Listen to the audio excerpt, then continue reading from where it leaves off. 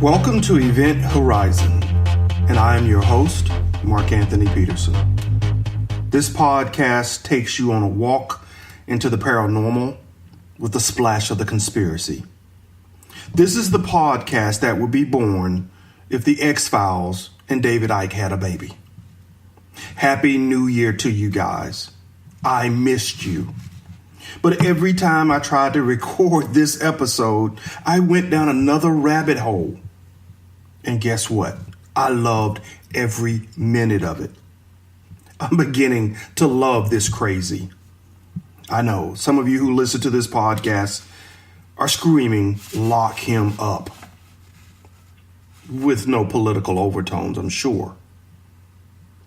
Others of you are wondering, when is this guy's mind going to break, putting out these crazy theories?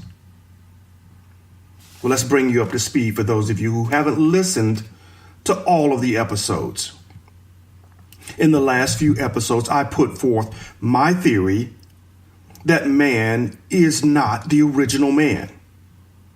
That man was built with a different element, silicon, before he was eventually recreated in carbon. Recreated in carbon to lock him in a physical prison off of the network that God had created. Yeah, God created a swarm network that worked on just a limited number of rules, but gave everything in the universe direction. And man broke free of that. And by breaking free of that, man had to be taken off the network. So he became a carbon-based being. Why does that jump out at me? Because carbon only makes up 0.04% of everything that's found on this planet, whereas the second most abundant element is silicon, oxygen being the first. So if God were to make man of the soil of this planet, silicon would have been the logical choice. And of course, all of the properties that go along with that particular element when we think about today's electronics. But when man sinned, man had to be kicked off the network. I went one step further and said that God did not create the evil that we face, man did, and that was man's sin. Man built the ancient technology that was the sin that kicked him off the network. The ancient AI. Man wanted to become God and create his own network that would allow him to control everything on this planet. Now, we're going to dig deeper into that craziness in this episode. Episode entitled Rebuilding the Tower of Babel. Man's re-embrace of ancient artificial intelligence. Okay, you guys know me. First, I'm going to give you the thesis, and then we're going to build up the facts and see if you come to the same conclusion that I come to. Okay. Man built his ancient AI by turning the entire planet and the surrounding satellites, i.e. the moon, into an intranet that would broadcast a signal that turned man into a drone, a biological robot. You see, God created a swarm or a hive mind that governed the universe. It was a signal and operating system that managed all interactions between all beings within the universe that God created. Man, the original man, the silicon-based man, operated within those rules and was connected to every thought in the universe. That's what it means to walk with God. Because you are a part of that network, and any thought, any action, anywhere is felt by all beings. That's that spooky physics that Einstein talked about, where elements across time and space can still be connected. That's what it was like before man sinned. But man sinned by accepting the knowledge of the ancient AI, using the pineal gland, and he became disconnected from the swarm network. Disconnected because God converted him from silicon to carbon, locking him off the physical network on this planet. Think about that. Man is the only entity on the planet not connected to the universe. Instead of seeking the path back to God, man began building his own network. That's what I talked about in episode 13. That building of the Tower of Babel, a smart city that would connect all minds on the planet and turn them into a drone-like workforce that could accomplish anything they set their minds to. That's what man sought to build in replacement of God after being disconnected. Now let's walk through what I found to support this wild conjecture. Let's start with the first question. You're sitting there listening to this podcast and you're saying, bull, we don't have ancient AI right now. We don't even have AI right now. How could guys from that age build something so sophisticated? Let me help you out. If God and man walk together, and if God is all-knowing, what does that make man? Man had all knowledge of the universe when he walked with God. We're talking about a level of intelligence that is unfathomable. But just to give you some examples of the evidence that we have found, think about what Robert Oppenheimer said when he disclosed that the nuclear weapons that he built was not the first time they had been used on this planet. He was all but admitting that there was an ancient civilization capable of producing weapons far beyond what even he had built. Think about the creation of man himself, a pure cloning operation, and gene editing, the Ark of the Covenant. What do you think that was? A play toy? No, that was an ancient transmitter, a power converter, a condenser. It created intense vibrations that could smash solid stone. That's ancient technology that we are just getting close to replicating today. Noah's Ark. We think of it as a physical boat, but I think of it as an effort to collect DNA samples and save life on this earth.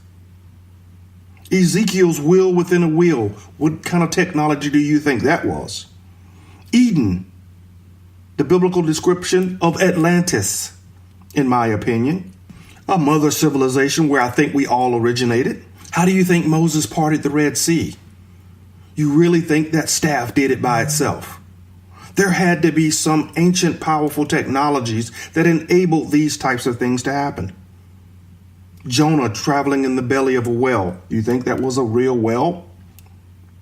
Especially when he describes what sounds like a metal interior. These are just a few examples of some of the simple technology that predated Jesus on this planet. My point is, if all of this sort of technology existed, was used and leveraged on this planet, that gives you an indication that there had to be a superior intelligence far beyond the knowledge that we have captured in our books. We're seeing the scraps of intelligence from a far more powerful and intellectual civilization. And as we approach trying to create a worldwide network, a 5G network, I'm certain a civilization of that high knowledge could easily have accomplished that and would have left evidence behind that they have done so. Okay, Mark, yeah, sure. Where's this evidence of a prior network, global network that would have controlled everyone and turned them into biological robots? The evidence is all around us, guys. The ancient pyramids. Yeah, I know the prevailing theory right now is that these ancient pyramids were power generators.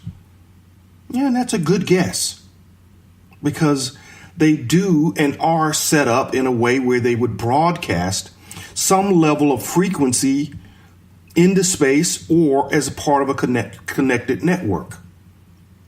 If you dig into some of the arguments around this power generation theory, you see that the power that's generated is connected through earthly sources, using crystal, using running water, using other devices that could transmit a signal all the way across the planet to other takeout points.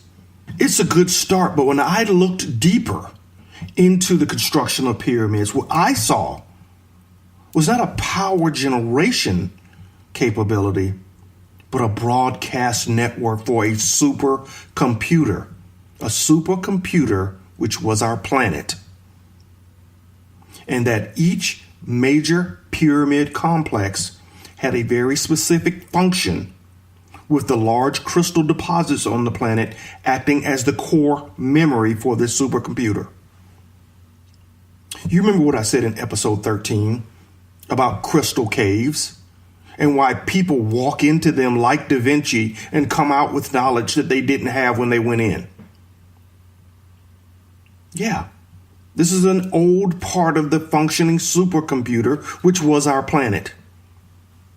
Yeah, man turned our planet into a computer and broadcast that signal globally to create their own network, one that took the planet out of God's swarm network.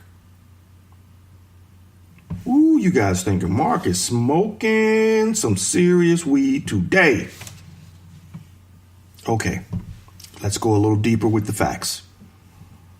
I want you guys to go to ancient-code.com and pull up the article on Teotihuacan that is entitled "An Ancient City That Resembles a Circuit Board When Viewed from Above." Yeah, the pyramid of the sun, the pyramid of the moon, when looked at from above, resembles a circuit board. But it gets even deeper than that. Researchers have found that most of the Great Pyramid complexes have that same identical setup, a motherboard type shape. And when you go deeper into understanding why it's set up that way, you begin to realize that it was done because it was a motherboard. Mineral from 3,000 miles away in Brazil was found in all of the buildings at Teotihuacan, all of the housing complexes, temples, and the roads that connected all of the major complexes. That mineral was mica, M-I-C-A. Excavations have revealed that the pyramid of the sun contained considerable amounts of mica in layers of up to 30 centimeters. Now contemplate this. Mica was not included in the construction for decoration because you couldn't see it. They had it layered under the ground. So the mineral was put there, incorporated for some other reason, to create connectivity between the structures. So let's drill down on this mica a little bit more. Mica is stable when exposed to electricity, light, moisture, even extreme temperatures. It has superior electrical properties as an insulator and as a dielectric. A dielectric means it can transmit electrical force without conducting. Mica can support an electrostatic field while dissipating minimal energy in the form of heat. It is thermally stable at 500 degrees Celsius and resistant to coronal discharge. Now you tell me, a group of people working every day for most of their lives to build a pyramid complex that they may or may not see finished during their lifetime, traveling 3,000 miles away from Mexico. This is before the car or the airplane or whatever mode of transportation we have today, traveling 3,000 miles away to get enough mica to bring back another 3,000 miles to put into every building, every complex, every pyramid, and then lined along the streets connecting those buildings and structures and pyramids. They do that for what we believe to be no pay, and we can't get people to go to work on Monday. What would drive them to do that? We know why we get up. We work to live, not live to work. These guys seem like they live to work, like an ant colony, like they were driven to work to produce this. Mica is used on the space shuttle, or was used on the space shuttle, as part of the tiles and reflecting the heat upon re-entry.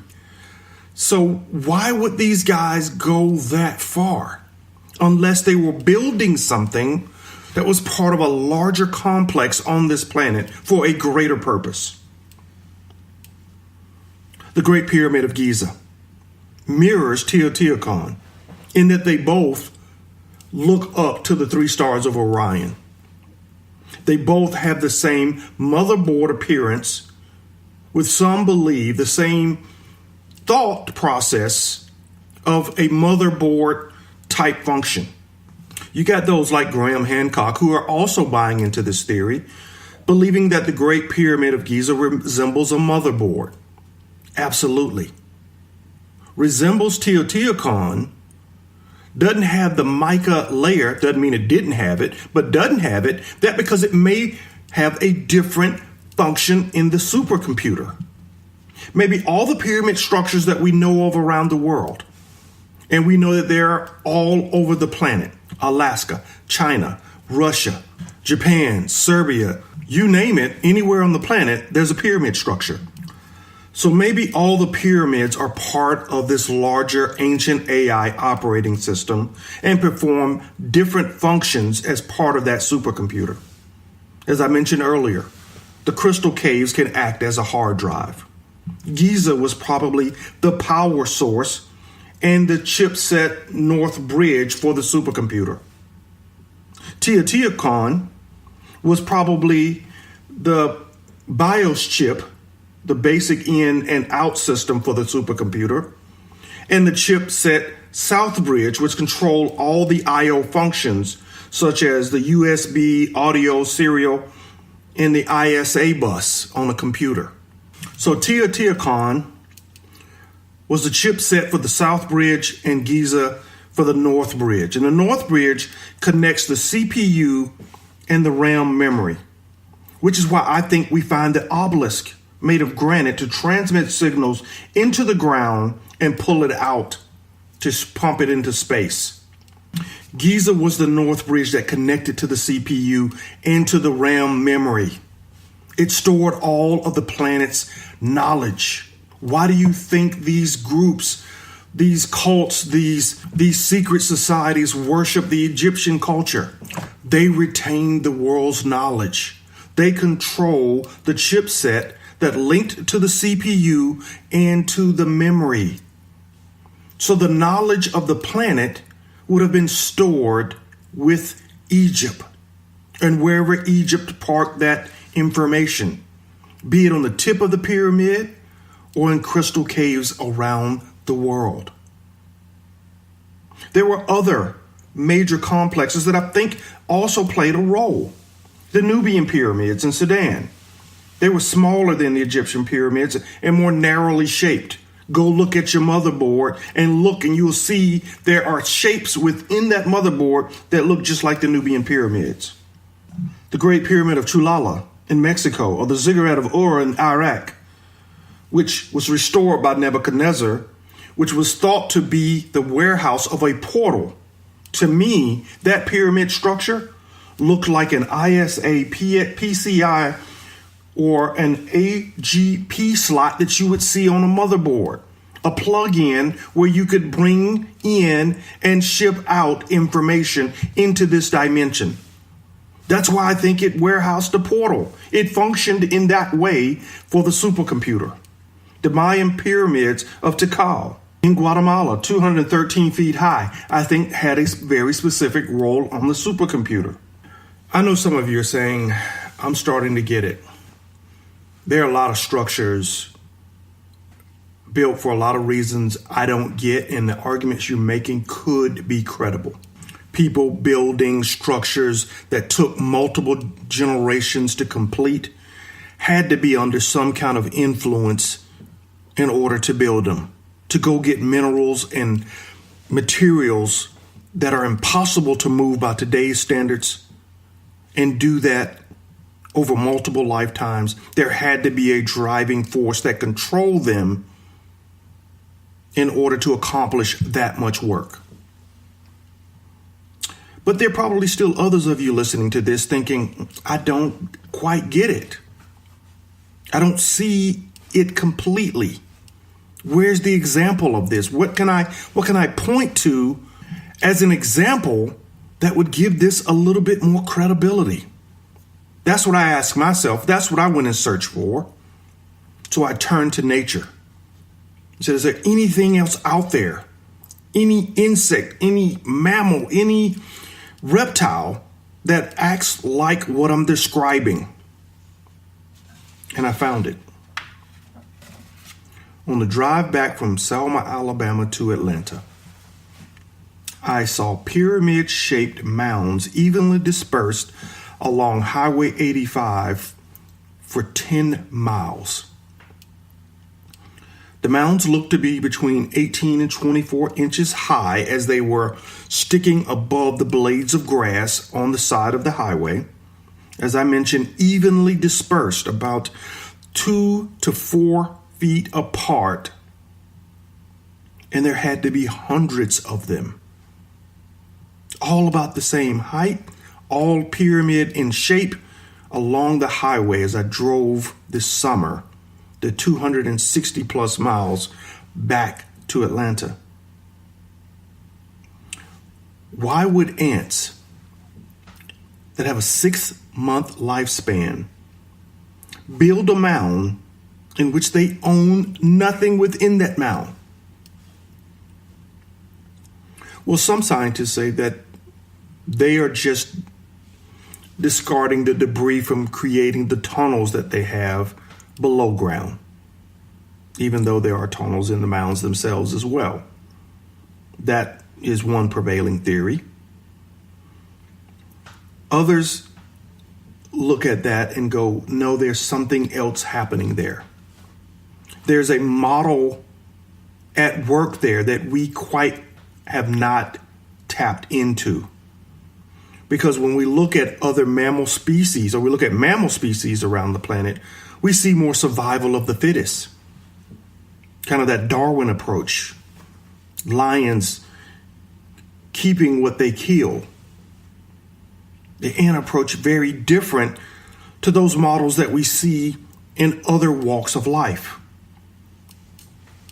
The question I had when I saw all those ant mounds was, okay, why would ants do it? But more importantly, why would man do it? Why would man build hundreds of pyramids that took multiple generations to complete with no earthly reward at the end of the workday? The only answer I could come to was that they were under the control of an ancient AI. One very different than what was created by God. They were under the influence of an ancient AI. Okay, Mark. Okay. Get to the meat. Why do you think that? I want you guys to go pull up an article by Emily Singer entitled The Remarkable Self-Organization of Ants. You will find that in the April 9th, 2014 edition of Quanta magazine. In it, they drill down into why ants build mounds. Guy Therolays, a behavioral biologist at the Research Center of Animal Cognition in Toulouse, France, discovered that there are three main rules surrounding why ants build mounds. First, ants pick up grains of sand at a constant rate, approximately 2 grains per minute. Second, they prefer to drop the grains near other grains of salt, forming a pillar. And third, they tended to choose grains previously handled by other ants, probably because of the chemical pheromones that were left behind. Now, researchers at the center used these 3 rules to build a model that mimicked how ants build their nest. In the model, the virtual ants moved randomly around the 3-dimensional space, picking up sand soaked in virtual pheromone. The model ants created pillars that looked just like the ones made by their biological counterparts.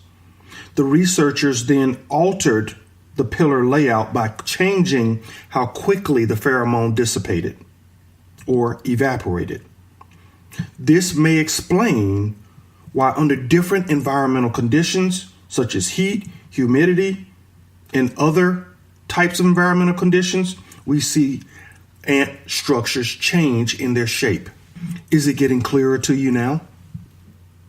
That man may have been under the influence, as I mentioned earlier, as a biological robot, a bioelectrical pheromone that takes control of us and has us follow simple rules in constructing and building out a technology that would control the planet.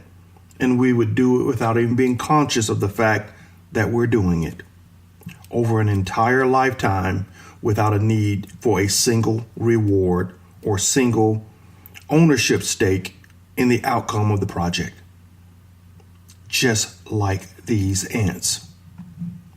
Keep that thought at the front of your head as we get into the meat of what's being built right now, the reconnection to this ancient AI, because we're very close to relaunching a network that would only connect humans and kill off everything else that connects to God.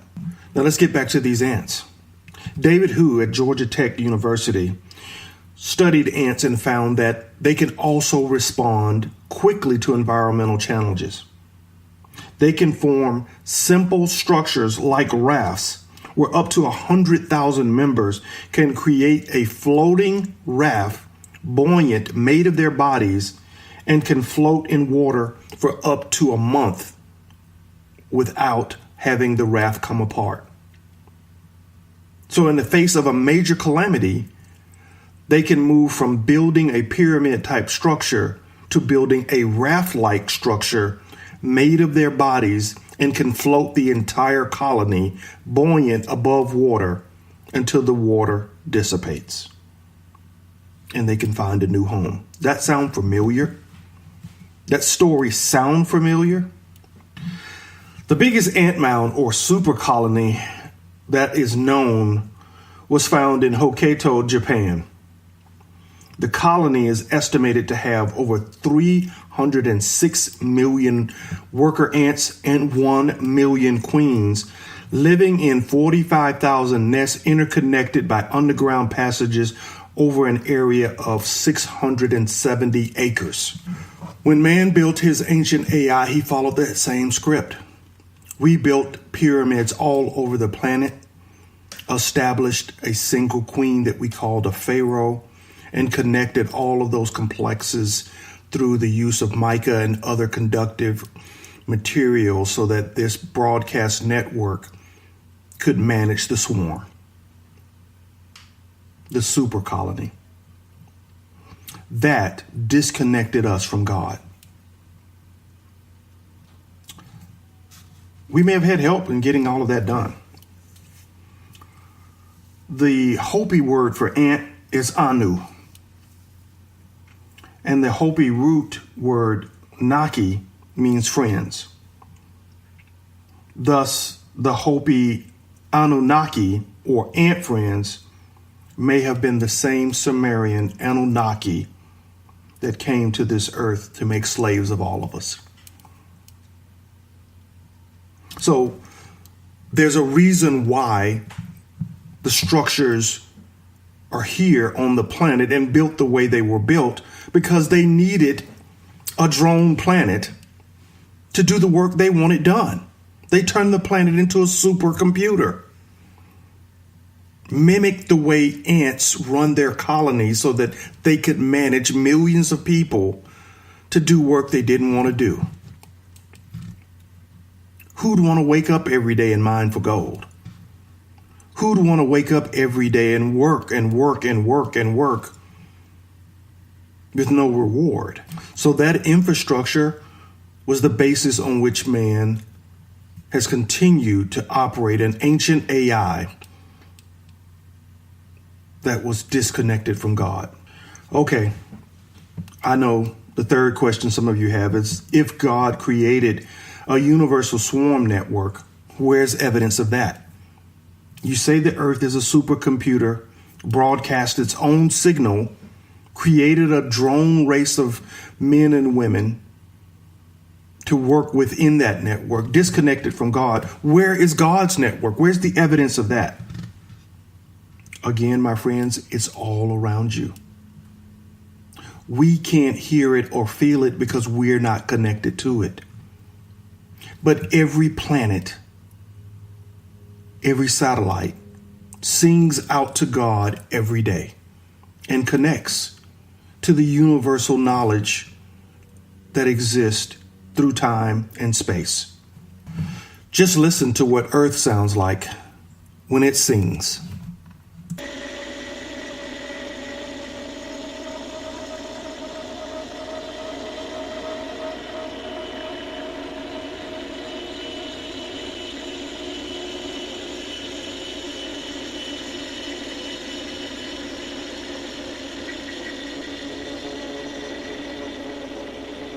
And what about the sounds of Saturn?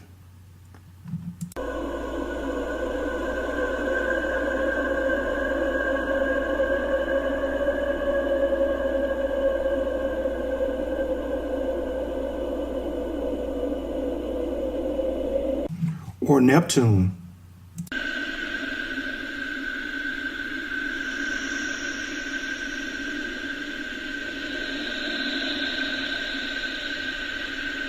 Or Uranus?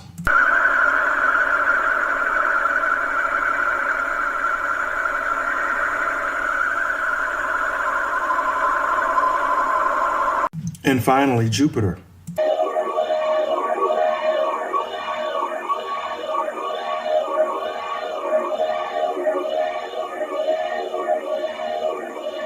Each planet had its own song, its own connection, its own frequency.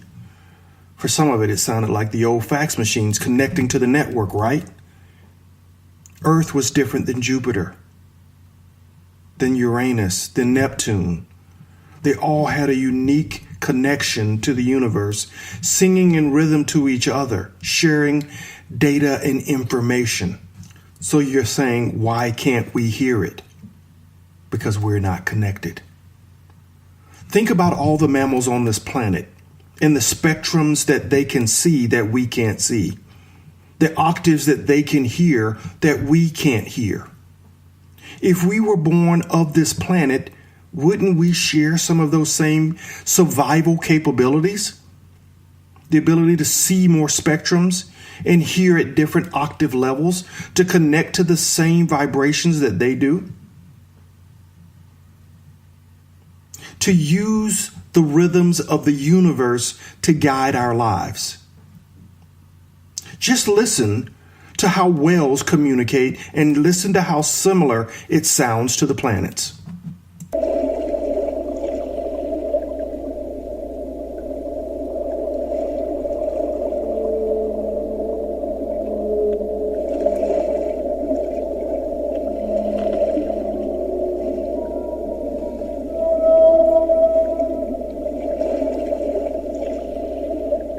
Every once in a while, they will give us a little bit of predictive programming and tell us that they know the answers to all the things that I'm talking about. The 1986 movie Star Trek IV, The Voyage Home, basically lays out this argument right in front of you. that the sounds of the humpback whale were needed to confirm that life on Earth was worth saving from the space probe. Once that sound was put back in the ocean and connected back to the universal swarm network, the probe stopped its assault on Earth's environment. Interesting, huh? That they would give you that sort of predictive programming right on the silver screen. The humpback whale broadcasts at a frequency from 20 to 24 hertz and sounds very similar to the Earth chorus that I played earlier. Some will say it's just a coincidence, but I will tell you that it's part of a larger original swarm network that God built. And humpback whales aren't the only creatures that are connected. Scientists know that a substance called biomagnetite helps many birds migrate by making them sensitive to changes in the Earth's magnetic field. Many scientists and farmers will debate this, but cows lay down when they expect rain. Now, the Farmer's Almanac disagrees. They say it's simple logic. Cows are hot, the ground is cool, so they lay down. But cows do seem to have a connectivity to the weather patterns that are beyond just the simple almanac explanations. Rats, weasels, snakes, centipedes have all left their homes and headed to safety several days before destructive earthquakes. And other animals like fish, birds, and reptiles and insects also exhibit very strange behavior anywhere from a week to seconds before an earthquake. How do they know? Because they're connected to the network. They sense when there are changes in the broadcast frequency coming from the Earth. We don't. As I mentioned, it wasn't always this way. Man used to be connected to the network. And we still have some of the remnants of a time when we were connected. We still have a human electrical field. Some of the ancient Asian cultures refer to it as chi, or our spirit. It's what's trapped inside of this carbon prison that is our body. And there's still some of us who maintain that same connection that all things in existence have to God. And I say it that way because I think all things in existence have a vibration that connects back to God, be it a planet, be it a tree, be it an animal. All things have a connection back to God and that share information in the universe. We have that. Some of us have that extrasensory perception that connects us to the electrical energy in the universe, giving us glimpses into the knowledge and into the future of events that are happening all around us. That's what it was like when we were connected to God. That'll be episode 15, where I explore what the universe was like when we were still connected in a land before time. Because when you're connected with God, there is no need for time. But don't let me give away too much about episode 15. Let's finish this one up. So man was connected to God and had this chi energy field and this ability, this extrasensory perception to lock into God. And God gave us hints and clues and methods for maintaining that connection, even through this carbon prison that we have. And we see that all around us. And those things act and perform just like the sounds we heard when we listened to the whale, the humpback whale, and the planets. Ancient civilizations performed it, and you called them wild men and voodoo doctors because they used drumming as a source of healing. Sound vibrations can be felt in every essence of your being. Instantly, you can feel relaxed and calm and allow your soul to feel elevated, and you can get trapped in beautiful thoughts when listening to the vibrations of certain types of drums. The steel pan is a Tibetan type bowl which creates a meditative state similar to the transformational effects that we saw in the beginning of time. This steel pan or am-drum has 8 tones and has effects on people that can transfix them and mesmerize them. Pregnant mothers in the Tibetan regions gently rest the drum on their bellies and play to their babies. Why? Because the vibrational tone connects the mother, the baby, and the universe together. The AM drum operates at a frequency of 432 hertz and is believed to be especially helpful in aiding in healing, both physically and spiritually, including stress disorders, pain, anxiety, and depression. Healing with music involves transcending the rational mind and unleashing intuition. Music, sound, vibrations, they all activate the intuitive side of the brain. You see, the chakra energy centers of our body, as well as each of the organs in our body, respond to particular musical vibrations, specific frequencies. And when you know that, you only need the energies, the vibrations for those organs that need repairing to start the healing. Know the type of cancer you have, determine the frequency of that cancer, then play its anti-frequency to destroy it, leaving the body intact. These were the healing methods of our forefathers that have been deliberately lost so that we can be forced to worship the ancient AI in a system that's designed to destroy us. So now that you know that there was an ancient supercomputer that connected us through a biochemical process and turned us into drones capable of accomplishing major feats without us psychologically tuned into what we were doing, why are we headed right back down that road? More importantly, how are we getting there? Well, we're marching that way every day. I can remember when I went off to college in 1987. Cable TV had just been introduced to the mass market. It had not made its way to the rural South. Prior to college, my community had 3 channels: ABC, CBS, and NBC. According to Nielsen, the average household viewed about 4 hours of TV per day back then, leaving a lot more time to go outside and play. When I left to go to college, kids in my small rural town were all individuals.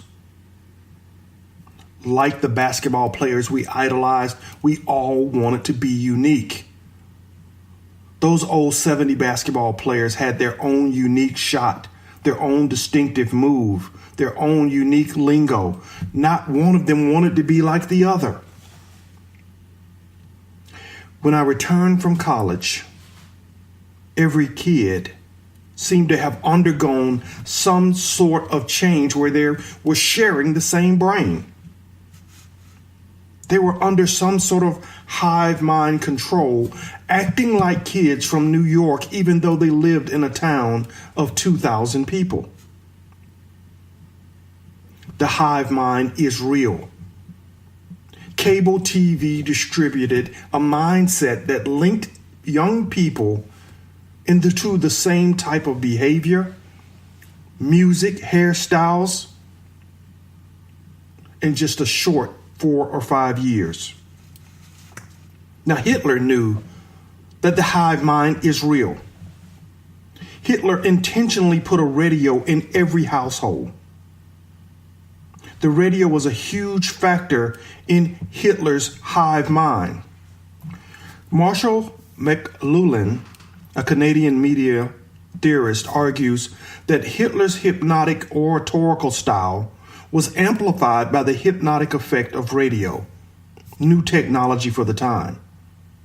That technology, when put into every home, accomplished more than what newsprint could do. It created information overload, an information overload effect that transformed them into a hive mind. Now just look at how fast technology has moved to create this interconnected capability with everybody on the planet. According to James Williams, it took 70 years for radio to reach 150 million users. It took television 40 years, and an app like Facebook could reach 150 million users in just 2 to 3 days. We are rapidly rebuilding the infrastructure to enslave the human mind. Radio, cable, internet, and now social media has all set the stage for the return of the ancient AI. In 2018, an article entitled "Time Flies, U.S. Adults Now Spend Nearly Half a Day Interacting with Social Media." The article goes on to state that Americans spend as much time on social media as they do watching TV. According to the Vatican, the Catholic Church has 1.2 billion members worldwide, with 40% of those living in Latin America, with the fastest growth rate occurring in Africa. Now, let's contrast that with Facebook, which has 2.23 billion monthly active users. They passed 1 billion users in 2012, and Instagram also has 1 billion users.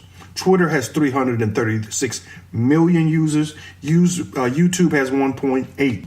Facebook Messenger has 1.3 billion users, and WeChat has 1.1 billion users.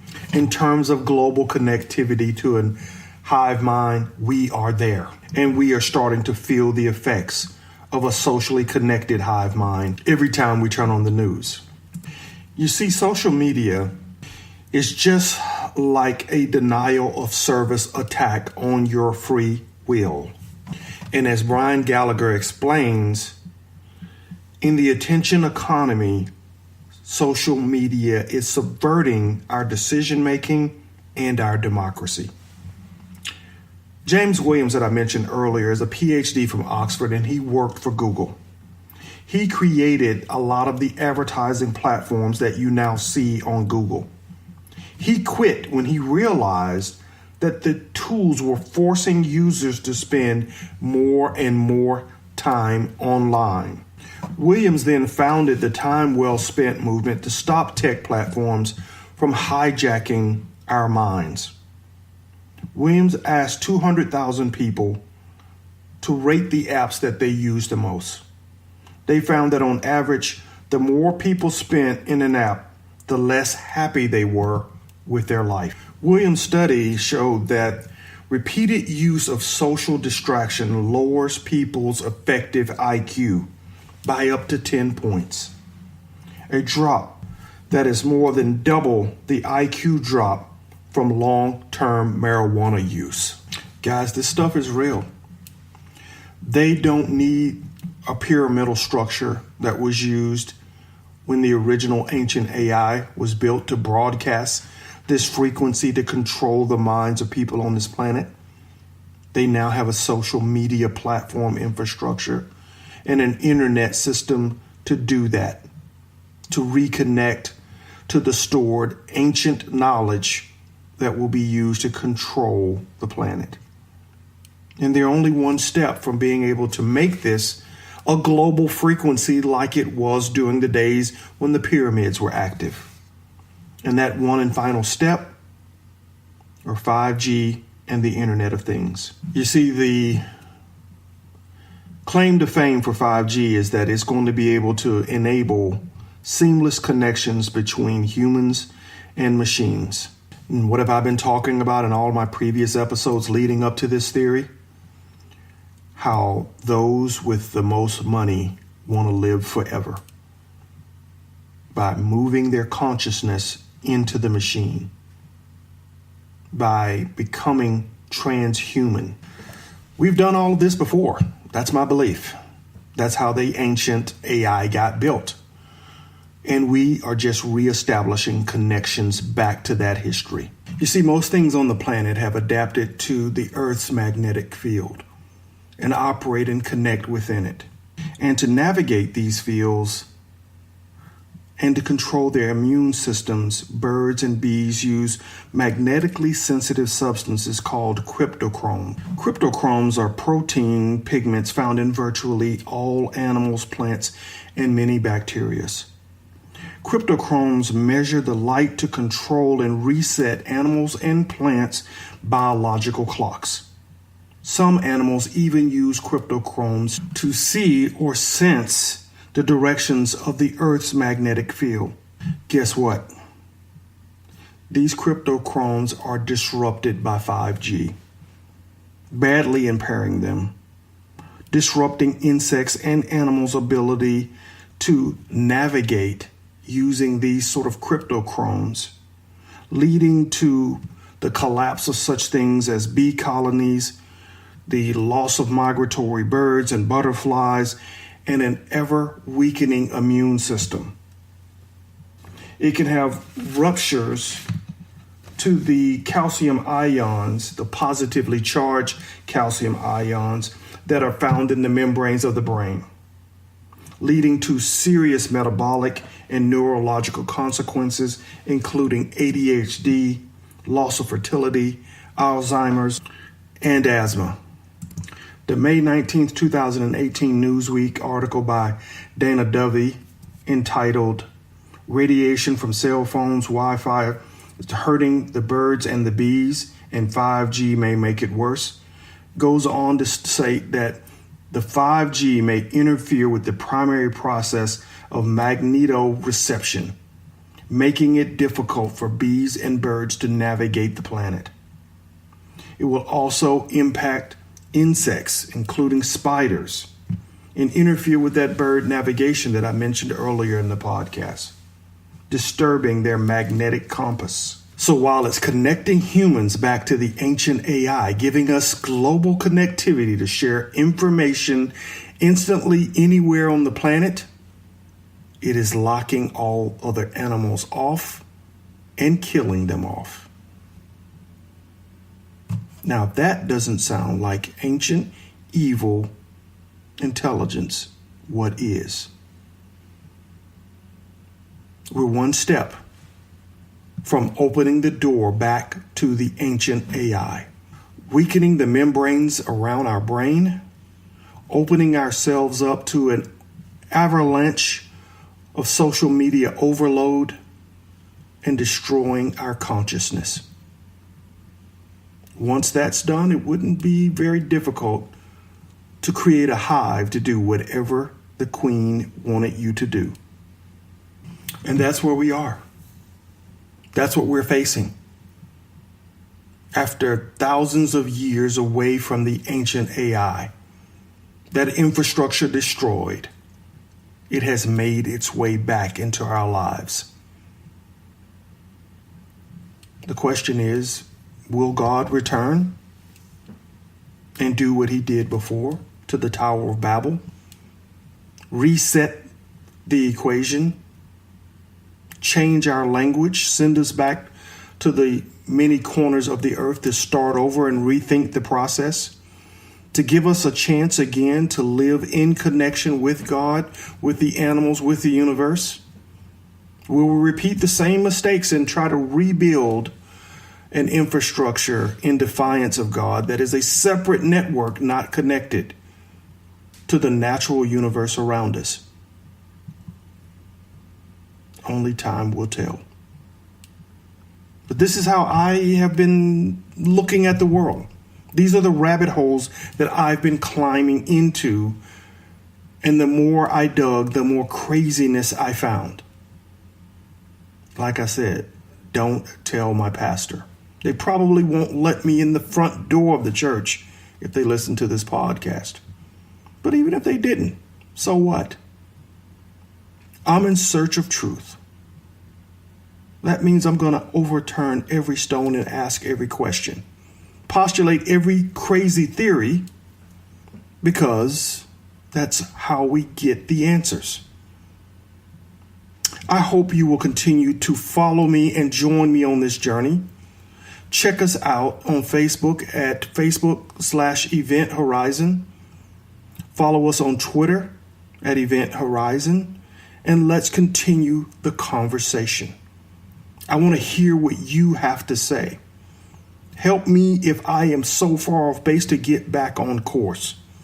Because so far, what I have seen and read and discovered in ancient texts, the Bible, articles, seems to give me some basis for the theories that I'm throwing out there. Next episode is going to be about living in the world before time. What I think the world was like before man was disconnected from God's network. That's going to be a fun one too.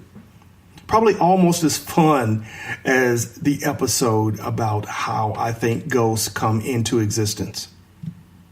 I've had some people really tell me that's out there.